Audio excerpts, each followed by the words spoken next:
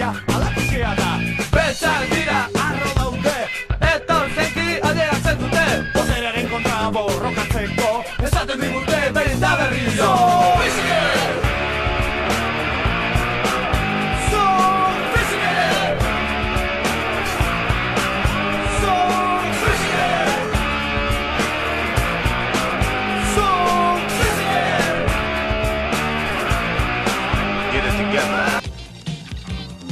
Estaban fuera del denominado rock radical vasco. Aun siendo de la misma época, sus fuentes musicales eran completamente diferentes. A la postre, sin embargo, han tenido gran influencia en la música vasca. EMEAC comenzó como un proyecto experimental de Kaki Arcarazo, Ángel Catarain y Xavier Montoya. Un poco más tarde se les unieron Ángel Valdés y los hermanos Irazoki. Y poco a poco se fue configurando la personalidad del grupo.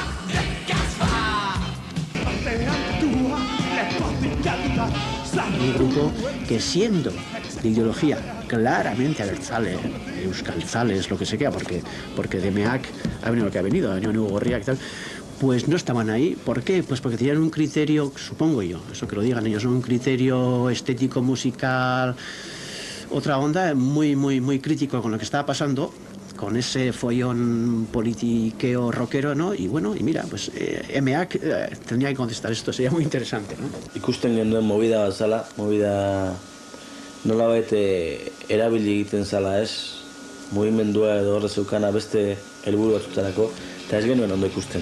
Egun batean erabat etxaitzat jo, eta gero handik urren dugunea, bere haien honeak erabiltzea ez, nahiko harinkeria iruditzen zitzaigun.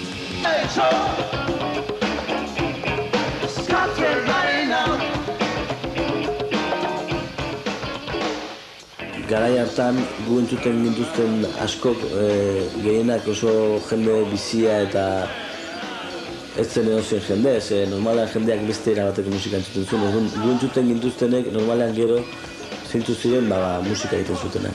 Musiko asko eta asko gaurrengoak garai hartan zian gure jaialitara jotun zienak de kulto ez. Izango baliz bezala ez dakizer, da gaina kontatzen dizute ni orain nolako harreman asko dauzkat jende asko erekin ez.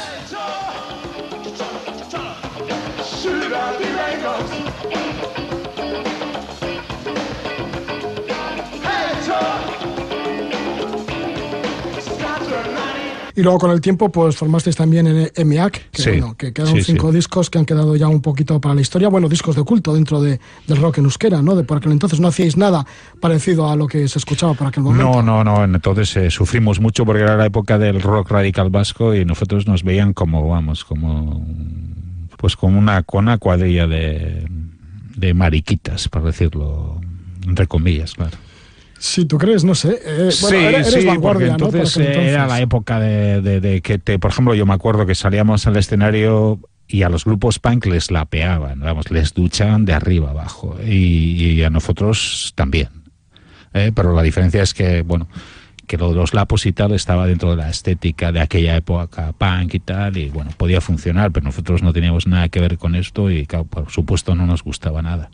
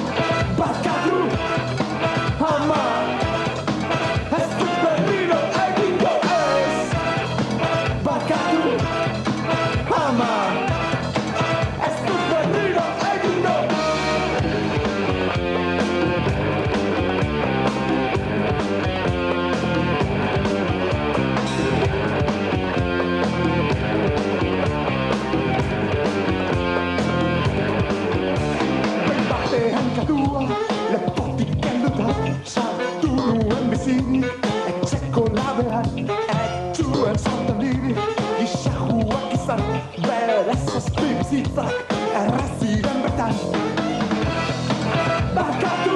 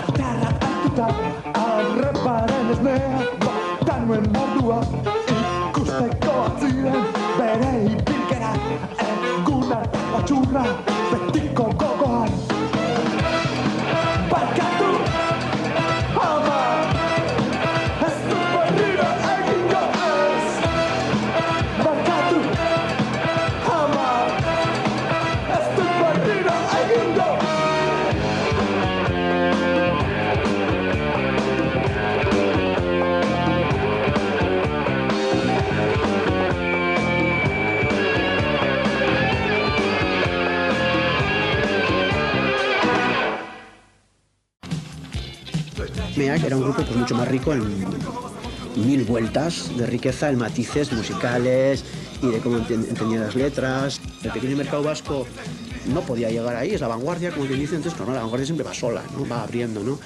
Y entonces no vendieron, era un grupo un poco maldito, que tenía una gran prensa, pero no vendía, como pasa en estos casos, ¿no? Y que al final ha sido reconocido pues por los hechos de Negu, la gente, pues yo qué sé, desde BAP o Diablo Tuetán.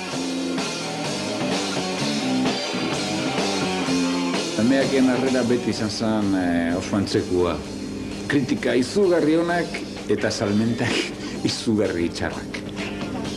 Diska baten bat kenduta barkatu amaztu. Desente, guretzat izugarri izaldu zena. Guretzat, noski, beste batzuen aldamenean, oso gutxi ere bai.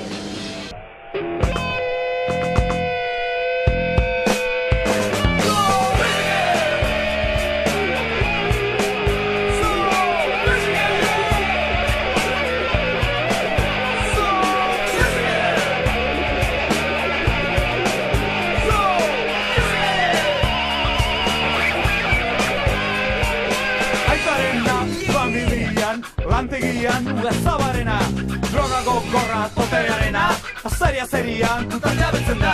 Urai mugitu, oinak erdi, txontoli utzak bihurturik.